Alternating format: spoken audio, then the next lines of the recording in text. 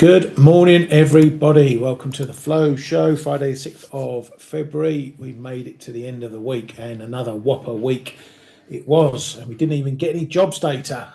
We've got that to look forward to next week. Can't wait for this week to finish and rest me old noggin for a bit. Morning, Kay. How are you holding up? Morning, Ryan. Morning, everybody. Thank God it is Friday indeed. Yeah, I'm doing pretty well. We survived another week and looking forward to another one. But we're in the wrong time zone, mate. We should be trading New York afternoons and Asian sessions. That's where all the fun happens. Yeah, well, exactly that. I don't even know if we're going to get any peace and quiet this weekend because we've got the Japanese elections happening on Sunday. Bit of Um, Iran.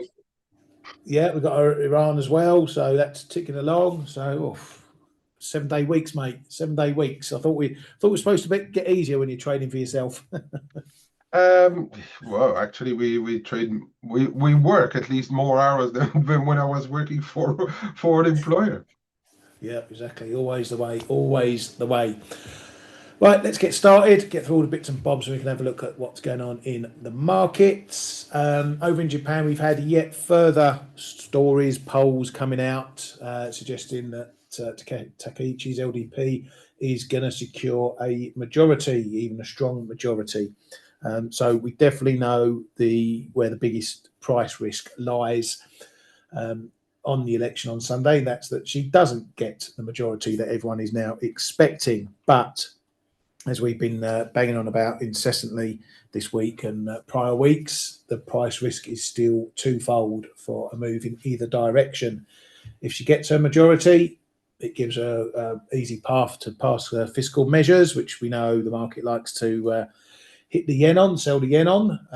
Conversely, if she doesn't get a majority, we're probably going to see some yen strength, and it's how much strength we get on that depends on how much she misses by. But likely the yen strength we get on that is probably going to reverse at some point because she'll still be pushing her policies. Now, the worst outcome is if she fails to get a majority and can't even get a majority with a coalition parties. She's already stated a couple of weeks ago that if that were to happen, she would resign immediately. So it could be a right old mess. And that could be where we see the biggest yen strength move. So it's probably low risk, but it's still a risk nonetheless. We need to factor that in. She's had a bit of data out that proves she's got a bit of work on her hands if she does get this majority. We had household spending taking a bit of a dive in Japan, coming in down 2.9% month on month in December, down 2.6% year on year. A lot of that has been put forward as inflationary pressures hitting spending. So that's the sort of task she's got to turn around again when she gets in the hot seat, if she gets in the hot seat. This data can be a little bit wild, as you can see. Last month it was up 6.2%. So there may be some seasonal factors in there, that time of year and whatnot. But anyway, it's not a straight line up in that spending, and that's what she's going to be worried about. The Bank of Japan board member Masu says that they are vigilant on weak yen inflation risks, and FX moves are closely watched. Says weak yen could push up overall prices and affect underlying inflation. Says they're closely monitoring FX market moves and their impact on the economy and prices. Says Japan has entered an inflationary stage and the bank needs to carefully consider the pace of bond purchases. Says the BOJ is not behind the curve in dealing with inflation. Kay, just on the Hmm. intervention front, verbals front, we're in the zone now. The eyes for yen is on the election. Yeah. Dollar yen's pretty steady. We're a bit glued to this 157. Doesn't look like it wants to push up, but maybe a bit like last Friday, we should perhaps watch for a bit of last-minute positioning, squaring up into the risk weekend. Yeah, I can see that happen as well. Why use all the bullets before the result? Yeah. And I think a lot of people are in position right now, those who want to be in position and waiting for what's going to happen. I think we to keep it simple, we need to look at three numbers. So the lower house elections, there's 465 members, right? So the magic number is 233. If they succeed, the LDP, well, I think they could even do it on their own. But wishing to get over above that, that will probably mean that Takaichi stays on. They have a majority. Then there is another number which is 261, which is what they call over there a stable majority. That would be that they can press forward reforms in the lower house, still need to discuss though with the upper house. And then, because in the upper house, by the way, they don't have the majority, but that would happen if they can manage to get 310 or over votes in that lower house. In that case, she won. She could actually override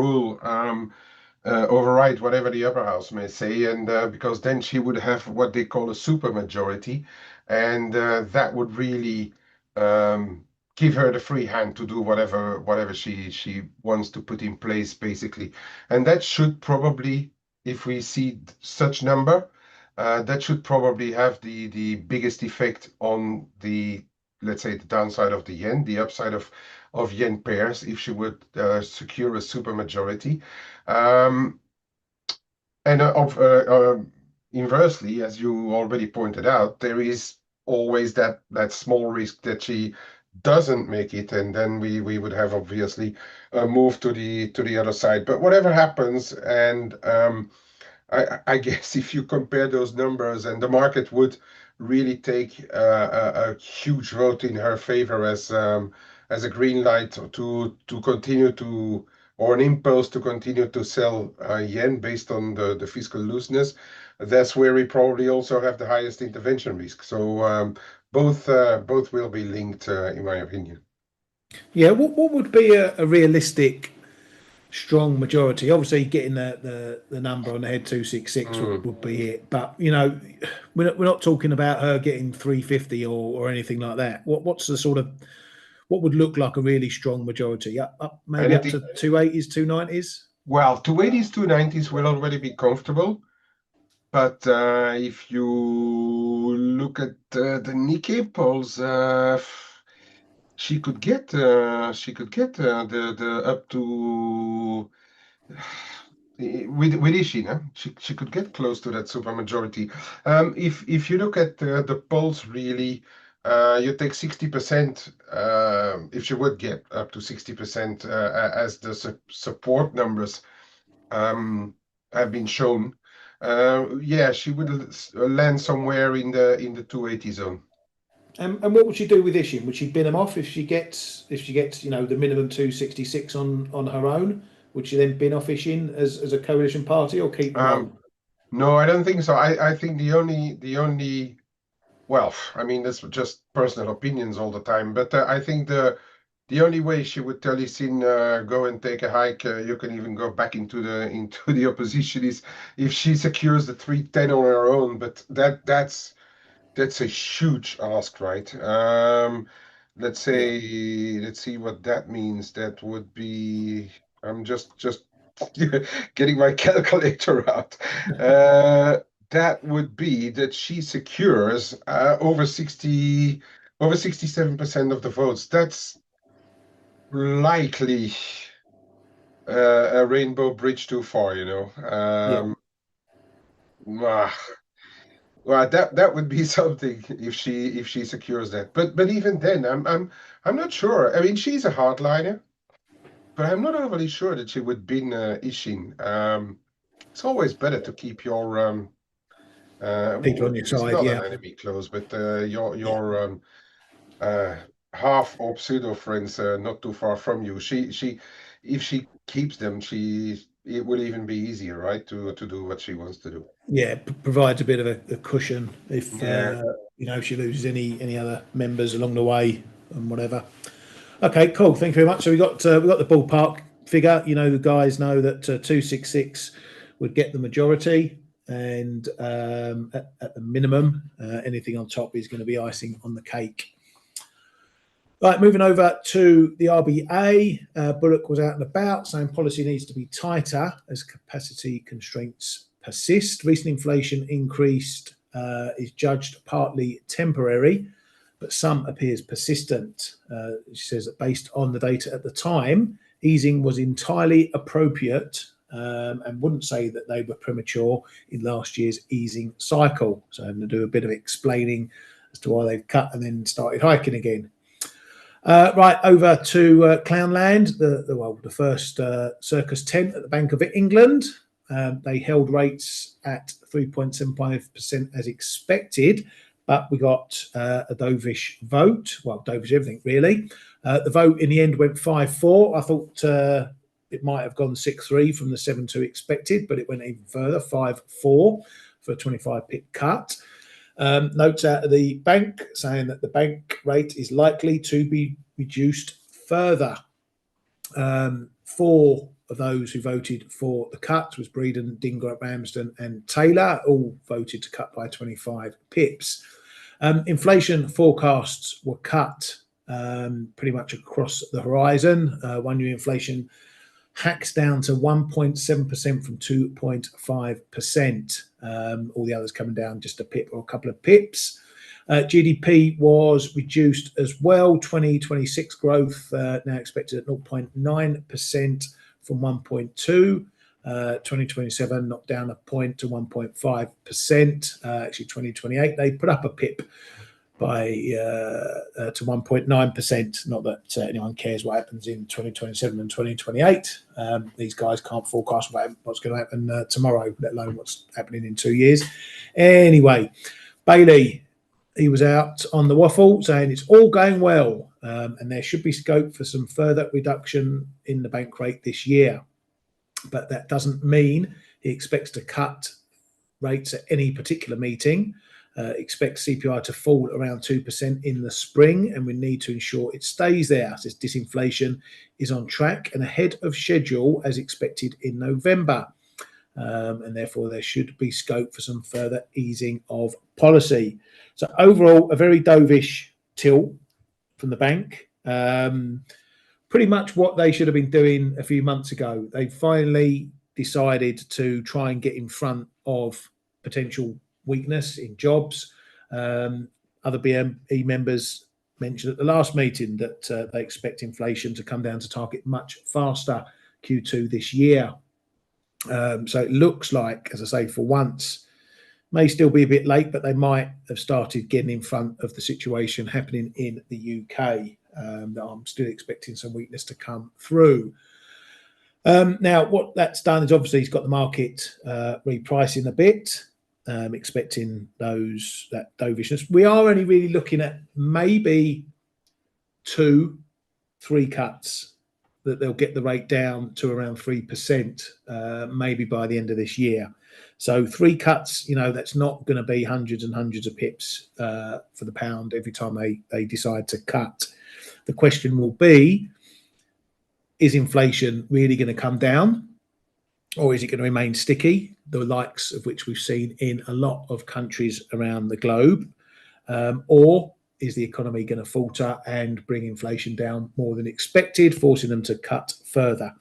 It's a bit up in the air. My pound trade short in bias is, I'm on the sidelines a bit now because I wasn't expecting the bank to get in front of this. I was expecting the economy to tip over and then the BOE come rushing in behind.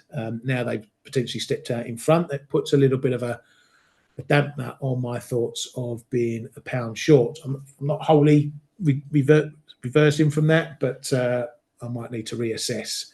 But anyway, we've had the shift. Now it's all down to the data. The market is no needs to guess about what the BOE are doing now.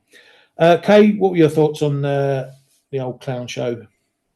They are not behind the curve, Ryan. They just have a different curve than the one that we are looking at.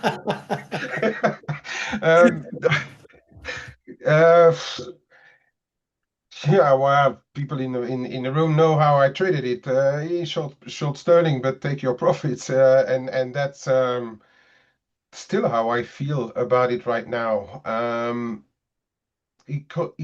Just because, well, for once, the takes have driven me, I must say, but also we've seen this impact on whatever happens in the gilt market, political side, Bank of England, whatever, and then you have like let's say since the political story began, then you have on top the Bank of England.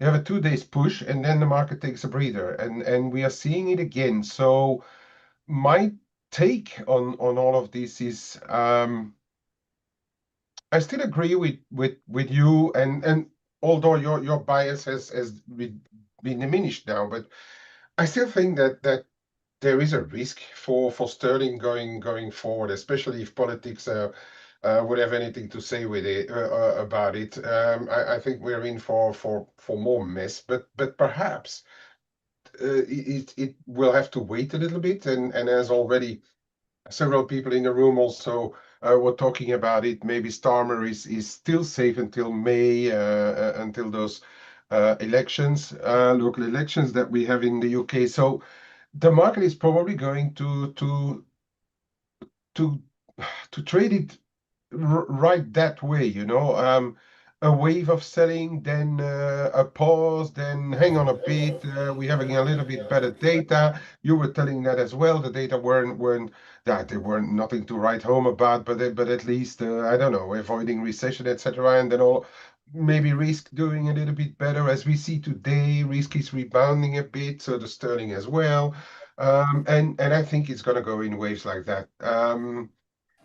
So whatever we trade, it's hard to unless you go like okay, all bananas and say like okay, labor is dead by May, so I'm going to go long-term short sterling or something like that. Unless you people really have a very long-term view, I think we need to trade it like it's been trading the past 2 days. Yeah, no, I agree with that. I agree with that. Yeah, I'm not wholly out of being a pound bear for the foreseeable. It's just one element that's been reduced in that, and that's the Bank of England. Mm, But yeah, this political mess is still grinding on. There's no let up in it. Starmer's still under the cosh. Something still may happen ahead of those May elections, because you know what politics is like. He could be out the door next week if yeah. people in his party decide to give him the heave ho. So yeah, but I think we need something more on top. We need a headline to say he's being challenged or something, or else, Mm, like you say, the market's just going to go right. Well, nothing to trade on new, so we just plod along as normal. yeah.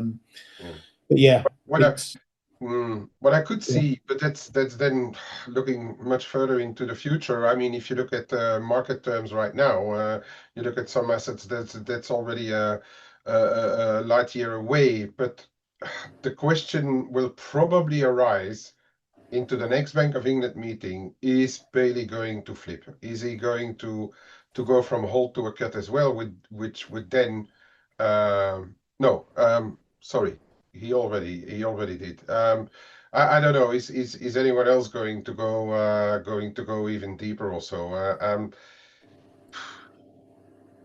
Yeah. Are we going to see an even more dovish Bank of England? But as you say, probably they have caught up a little on it right now. yeah, and he really, well, not just him, but he mostly holds the swing vote Yeah, from this point. So I could see the next few meetings being 5-4 either way. Maybe next meeting they cut. The next meeting it's 5-4 for a hold. yeah. The meeting after it's 5-4 cut. The meeting after it's 5-4. That's all a pattern.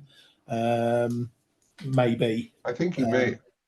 and because that will just keep the market in the same form. We could cut anytime we like, Mm, but we're happy to stop and give it some time between cuts, something like that. But yeah. I'm yeah, actually a little surprised he didn't flip before because being having his regulatory stuff, whatever. I thought he may have been leaning more to the dovish side, and he's been okay, walking both sides of the ale, but of the but I think surprisingly steady. I thought he would have been panicking faster. Yeah, I think I think he potentially uses those votes as his power moment, walking the line. Mm. You know, he can sit either side and straddle the fence, shall we say, and make the difference when it's needed to be made.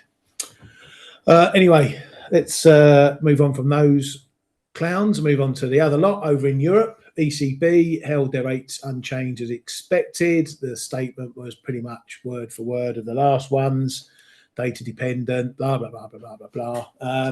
Lagarde, I'm going to have to ask you lot what Lagarde said, because all I heard was that noise from Charlie. Is it the teacher out of Charlie Brown? Wow, wow, wow, wow, wow, wow. That's all I heard from Lagarde yesterday.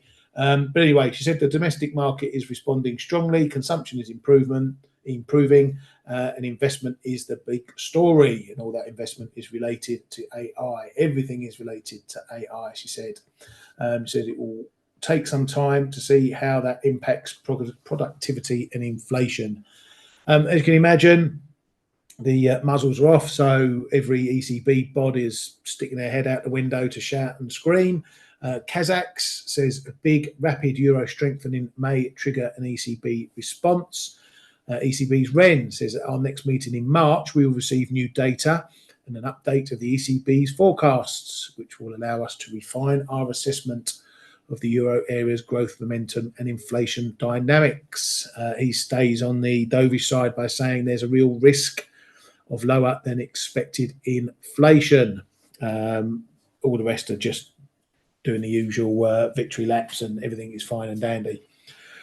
Kay, did you take anything from the ECB apart from the size of the diamonds around her neck? That's probably worth more than the EU defence fund. That was a bit of a strange one. And that bronzish shitty shoulder over her outfit. Good place, and bye bye. Some commentators wanted to hear something dovish in there when she was talking about the potential impact of the euro, but then on the other side, she just said we're broadly in the middle of the range from since the euro started, and she's not wrong. And moving on, mate. Yeah, you got your little 10 pip algo move on that one. Yeah, exactly. Claim no for that one. Yeah, and then and then they pricked the balloon, and we got stuck again. Yeah, exactly. And we're stuck there again today, which we'll talk about in a moment. Right, we did have a bit of data out from the US yesterday. Bit of a wobble in Challenger layoffs. If I can find them, where are they? Down here. There we go. Coming in at 108,000, the biggest January since they started the survey back in 2009. One other note from the report there was that hiring was also at the lowest since they started that survey in 2009. So that potentially suggests that the jobs market isn't going to improve anytime soon. So those layoffs, we need to see if that's going to be kicking off another little trend that we saw in the latter part of last year. Initial jobless claims came out a little bit higher. Nothing to write home about though. 231,000. Doesn't look like there was much, if any, skew in there. You could argue a case both sides that it went up because people were laid off for the weather, and then you could argue that it might have come down because people couldn't file their claims. But no big worries in there, whether or otherwise. So that's staying in the 200,000 range. Jolts came out softer though, 654 million, 6.542 million from 7.2 million expected, and the prior month was revised down. Within those details, it was a little bit mixed. Quits actually picked up, and the quits number is a potential indication of people moving jobs, so moving up the ladder. However, layoffs, that did tick up to 1.762 million from 1.701 million previously. So that was a bit of a move up there. This is December data as well.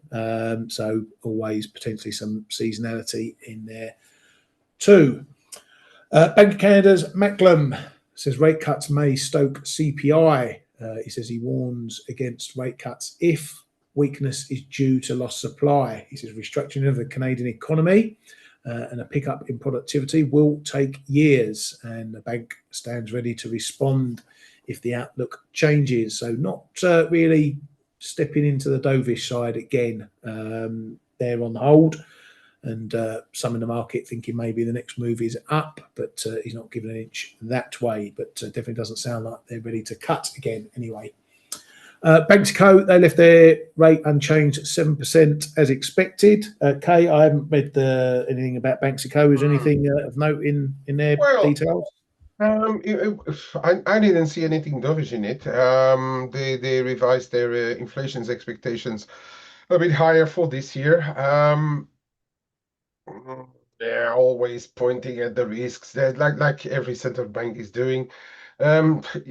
I mean, Dolomex didn't really react much at the time, but then we had this run up. I think it's just due to those all risk assets getting hit, and emerging markets got hit as well. I think a few stops got taken out above 17.5 in the Dolomex overnight, and now we are back in the box, and that's yeah. And the funny thing is that we hit the same high as we hit right at the end of January, start of February. So still, I think there's little reason for me, barring all those risk moves, to be short Mexican peso. 7%, quite a lofty interest rate when you take into account that barring Bank of Japan, the rest is still rather on the cutting side or stable at much lower levels. So yeah, I don't have a position right now because yesterday I didn't feel comfortable about those risk moves, but I wouldn't be averse of trying to sell a rally in any of the mixed pairs. Yeah, I'm a bit neutral down here, I've got to say. Yeah, we're definitely seeing something up in this 755, 56s. The only thing we probably need to keep an eye on while I've got the chart up is we had this, probably called it a bit of a double bottom, short-term double bottom, and then we've had a step up in that support. That's something you need to keep an eye on if you're thinking, well, if people are still short in this one, look at these two levels. That could indicate that we might be building a bit of a bottom, but we've seen that often, and it's just kept going. But at least it gives you two levels now, 1920, 1011, just to keep an eye on. If you're breaking any of these, then it's going to keep this trend in play, and we might be heading lower. But if we're pulling up, just ahead now, 24s, 25s in a move, that will be a third step up, and then maybe we get a bit more of a shove up. But yeah, I mean, this trend isn't for changing anytime soon in the wider picture, as you can see from that. Long way to go before we even start turning that around. But all moves start somewhere, and you've got to look for the signals for when that happens. Mr. Besant, he was up before a different set of beaks yesterday. He gave it to Mr. Carney. Says we'll absolutely not support lowering tariffs on Canadian goods, and that they could not give Canada 0% tariffs after the trade deal with China. You can bet that's going to be coming up in any USMCA negotiations whenever they kick off. He also said that the US is at the beginning of a manufacturing boom. Watch those PMI data from this point onwards, folks. As Kay mentioned, we've got this Iran stuff going on, meetings happening all over the place. It seems like every other headline at the moment is about Iran and who's jumping in what car and going where and who's meeting who and what's happening. There was stories late last night, again this morning, that America's told people to get out of Iran, which obviously puts the frighteners on that we might get something happening this weekend.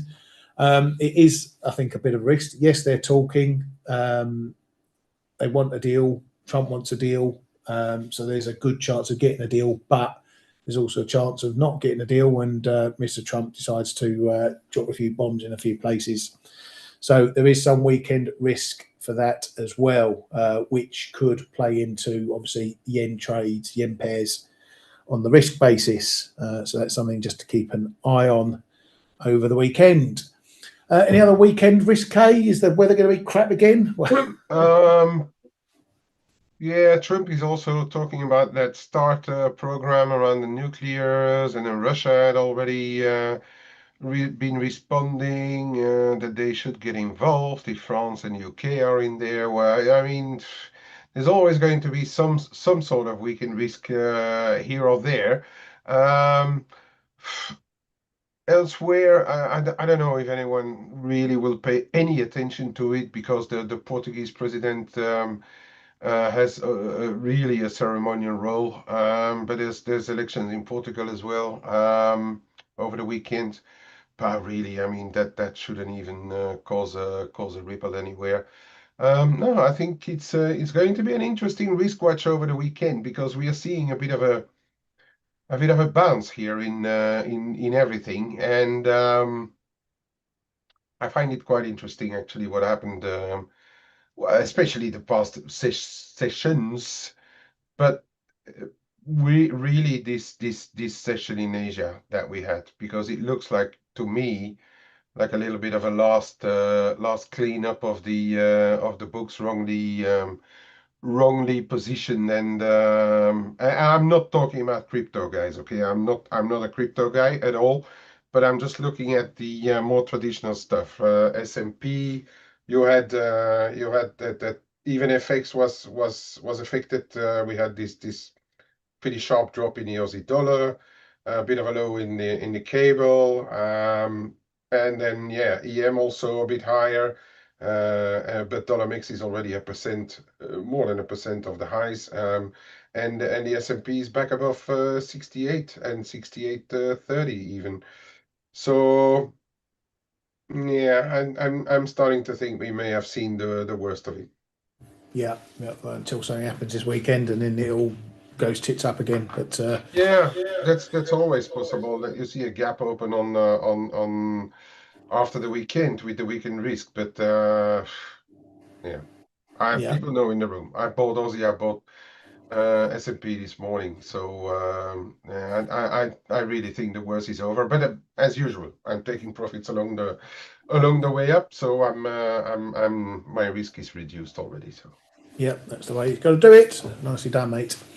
Right, so just one thing to make you aware of again. We've got another big expiry in euro dollar at the 118, over 4 billion this time, just under 4 billion yesterday. So no surprises to see we're stuck there again. We did have a little poke through overnight, this 75.80 area, but it didn't last long and we're back in the box again. So we're probably going to play the same game once again today. Oh, I forgot to mention we do have some jobs data. We got Canada jobs today.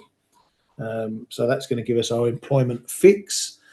I say they're expecting a gain of 5.2k, but they're not exactly good with their guessing games for the expectations for this one. So it should come in anywhere you like. Unemployment rate expected to stay unchanged at 6.8%. Now, the jobs data from Canada has been pretty solid of late. We've only had sort of a couple of wobbles in the last 4 or 5. The last one was a little bit of a low one, so that needs to be made a note of. This is January data. Again, you could find that the time of year has a bit of input into this one. We did see a big drop off in part-time last month. That could be, Christmas workers and all that sort of thing. So there could be a little bit of a jiggle around in these numbers, but they'll be what they will be. As always, when looking at the unemployment rate, keep note of the participation rate, and obviously what's going on in wages. Are you expecting anything from this, mate? You shouldn't really worry the BOC unless there's a big drop off. yeah, exactly. Well, no, not really. I think McLem is more, when you listen to him, focused on the U.S.-Canadian relations than really the local economy. But Did he say something about the economy having doing slightly better than they feared? I meant to perhaps pick up a line on that. No, I think, as you say, unless we get a big variation, I think the market may be a little bit tired of trading geopolitics into the weekend, and an algo move is always on the cards, right? Because that's what they do, especially if you get a big revolving door between the full and the part-timers. But no, I don't think that we should expect a lasting move on the back of it. Yeah, and the only US data we got is the flash Michigan numbers for February, which sometimes the market pays attention to. If there's nothing going on, it's a bit bored. It might move on those numbers. Again, if there's a big variation. And apart from that, consumer credit for December later on this evening might have something in it if it shows that, particularly for that December period, maybe if borrowing was down or borrowing shot up, who knows? But that's about it. Most of us will be done and dusted by then anyway. Right, let's get back into the chart. So anyway, euro dollar, I'm not expecting much. We're in this box still. We're going to stay there. We are spending a bit more time below 118 than above it. That just might be options related. Mm. So it could be. I think we're in the same situation. Watch what the dollar's doing elsewhere when we get to the expiry. And whatever way the dollar's moving against other pairs, cable, Aussie, whatever. If this isn't moving, then look for maybe a bit of a catch-up move to happen after. But vol is coming down a bit as well. I'm going to ask you again, Kay, you got any ideas for this one? No, I think you're right. And I was just looking where we went to on expiries yesterday, because yesterday you also noted a quite large expiry there, and we were right below, and now we had like those two little tries up to the figure, and we found resistance. I think it may have to do with those option strikes this time. I'm usually not paying attention too much unless they are really very big. But 2 days in a row starts to probably weigh a little bit, and it's possible that the hedgers are need to sell close up around the figure, and looks to me that that may be a possibility. On the other hand, we also know that when risk rebounds, we have those risk-related euro crosses, the euro antipodians, for instance, they're coming down, so that's weighing a little bit, or putting a brake on the euro dollar. But it should be it can get a little bit interesting around expiry time, because that I think is exactly when we get the Michigan as well.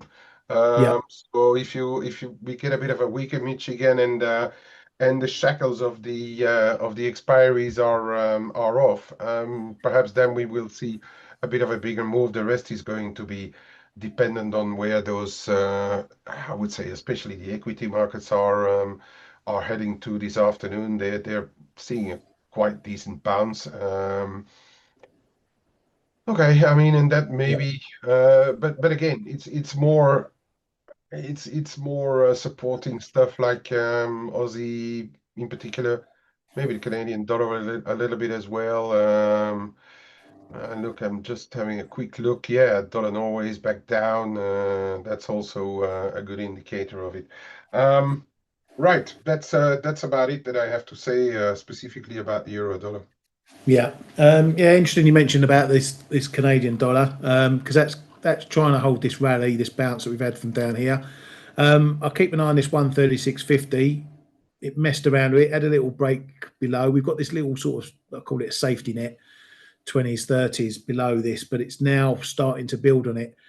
But as soon as it ran into this sticky area up here, the fib, this zone, we hit the high, and that was it, and we've come back down again. So this has got a decent little range to knock around in for a while. Probably, call it 136.30, 137.30s. So if you're trading this one, look for a move outside of that range. You can obviously play inside the range if you want, but look, the next direction will probably be whatever side we break from that one, and based on the bounce, it we wanting to look up. Euro sterling. So I'm keeping an eye on this Yeah, well, I might have had my bearish bias in the pound knocked back a bit, but technically this is still always an interesting pair. I'm going to be looking for, if we get a move back down to this bottom of this zone, 56, 45, 50, because we are still in this downtrend. Okay, even with yesterday's move, decent rally from, started on Wednesday, shot all the way up here. We're still in a downtrend. We've still got a lower high in here.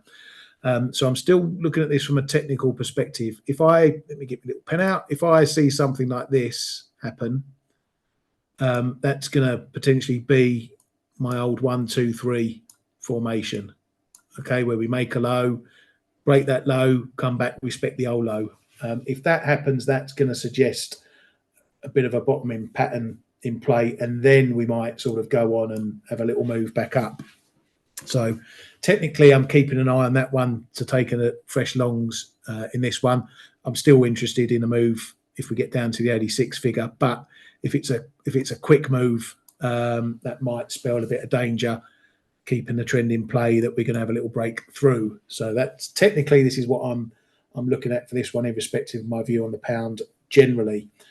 Right, mate, I'm going to get rid of that and boop, kick the ball over to you. Right. Yeah, we have to look at what happened, obviously, in those metals overnight. The interesting thing here, to me at least, is that we came right down in gold to the 61.8 of that recovery rally that we saw over the course of the week, and from there it bounced. Um, I'm not saying it's done. It does confirm, though, what we have been saying before, that this 44.51 on the white is going to be, in my opinion, still the range that's going to define what's going to happen. Um, I'm not saying it's all finished, but the $200 plus rally from there is telling me that, because this is a much it's a very rapid decline, of course, and we had a bit of a bounce here as well, etc. But all those candles are red afterwards. This, to me, may look a bit different, having been there, and also the way it happened. I let you go to the shorter time frames if you want, but we don't have the time here and now. But the bounce happened in like early Asia. Sorry, the last drop as Asia came in the first couple of hours. That's where the drop happened, and then we started to recover. So that, to me, just is telling me that perhaps, as I said earlier on the show, we have maybe cleaned the bulk of what needed to be cleaned, and now we are going perhaps to range a little bit more. We will see how it does after we come out of the weekend. We know that Asia has been a very volatile session of late. We know that there's a bit of weekend risk. We will see how it happens when we come out of the weekend. But I would really be surprised if we do another one of these before we get into the weekend. So I would rather say that if we get back down to somewhere mid 47s or so, if we see during the start maybe of the US session, we may see perhaps a bit of stabilization and maybe a few buyers down here.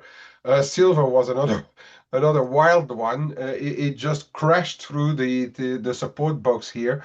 But what is interesting as well is that if you look at where the whole fun really started from, Stel also highlighted that in our room, and I noted that as well this morning on our updates in the room. We stopped quite very close to the 61.8 of this whole move. So that's very important where we stopped in silver. Okay, since then we've already rallied 10 bucks back higher, and we are back in what I was suspecting that we would see as a bit of a potential range starting to form. The fact that we rallied so sharply back into this box, or back above this 70 zone, may also indicate that we have seen the worst for now. Okay, never say never in this market. We know that, but we may have seen the worst. And ideally, we would see a retest of the 69.71, and then show it's showing up as a support right now. And then I think we can start to range a bit more. Okay, and we will see. And I'd say, especially again, let's see what's going to happen in the Asian session after this weekend. And we are seeing roughly the same happened on in the S&P. It was less clear. We were all watching the 68. Yeah, we dropped below, then we went back up, but then we had this washout also in the US afternoon in during the Asian session. We did another low there, and we are back. I'm not going to say comfortably, but we are well back above 68 already again, which is also another indicator to me that take away all those lines and all those fibs and whatever. If you see those kind of moves, it may hint at the worst for now being over.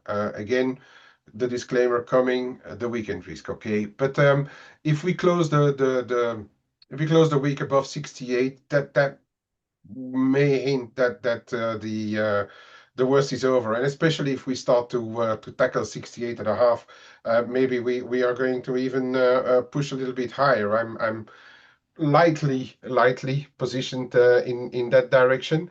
Um, so that to me may hint that perhaps the worst for now is potentially over. Um, and let's have a look at what happened. Did you look at the cable today? Yeah, you did, right? No, I don't think I did. No, not the cable.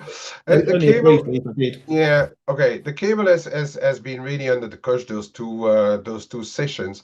But what I find interesting is, so yesterday we had a highlighted this 30-40, 30-45-ish zone. But I like this zone.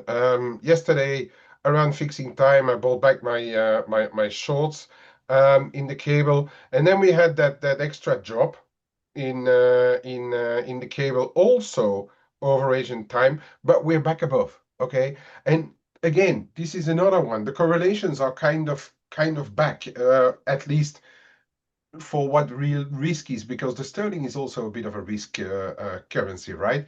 And we have seen the same thing. Ryan already showed the euro sterling, which tapped banged his head against the 87.15.20 again yesterday. So all of that it has to do a bit with risk as well, and we are back above. I would say 150, 135, sorry, 30.40 is again worth watching.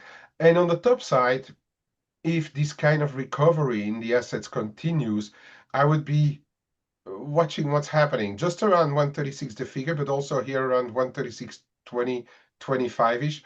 Imagine that before the day is over, we get back above 136.20, 25. Those who have been selling it may feel a bit sweaty palms, and we may have perhaps a bit of stops on the other side of the line, maybe already above 136, because this is just, as I used to say, another line on a picture. But yeah, I think if it goes above 136, maybe 136.20, a bit of stops before the weekend is over, I would say that this is a reasonable support. And then the last one I have to show, and I'm really hate for not having been awake by the time it hit down there, because this is a red line that I've put on my charts for a long time already, and it has enough points of contact, and that came in right at 69 the figure.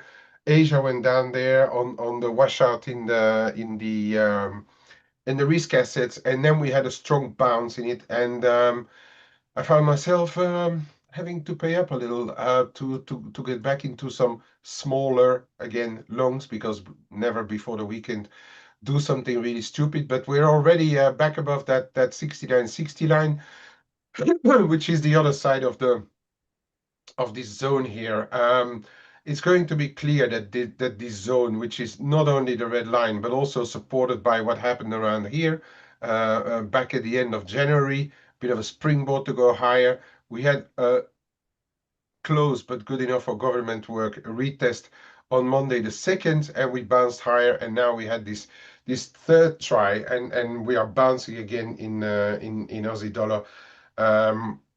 That just keeps me on the positive Aussie side of things. But it's again another indication of what's been happening in risk.